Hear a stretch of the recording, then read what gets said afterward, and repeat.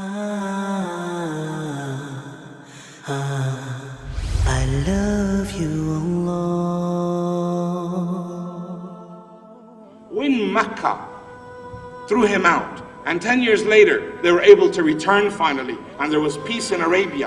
When he was able to return, and how did he take Mecca back? Did he take it by force? Did he kill anyone? No. Hearts and minds. People believed this man was right, they were wrong. He is the Prophet of God.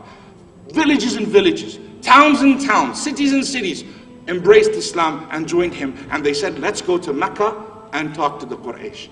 And they came by the thousands from all sides, so the Meccans didn't dare lift a sword. So there was no bloodshed, no fighting. But I just want to finish with how Muhammad entered Mecca. When he entered into Mecca, my dear brothers and sisters, my friends, Muhammad rode on his mule like a king. He was a king. And he was the leader of the Muslims. But when he arrived, he was in shame. He lowered his head. Not like the pompous kings of history who conquer a land and loot and rape and pillage. Muhammad was ashamed. This is a city given by God. This is that place where God will be worshipped. This is not me conquering. This is God's choice. No one fought. There was no fighting. They just came in. And he lowered his head.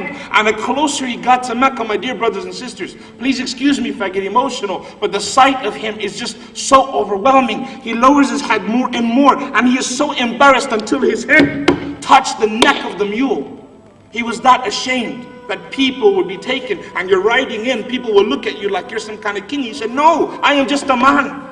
And he lowered his head and tears were coming from his eyes. He was ashamed in front of his Lord.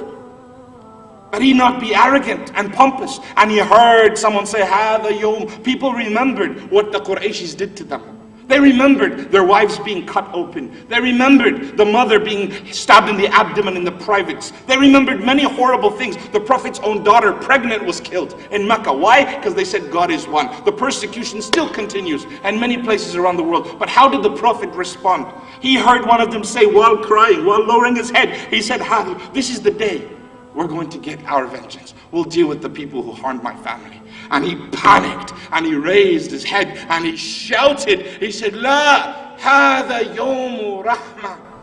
No, this is not a day of vengeance. This is a day of mercy. Everyone's forgiven. No one touch anyone. We do not do what they do.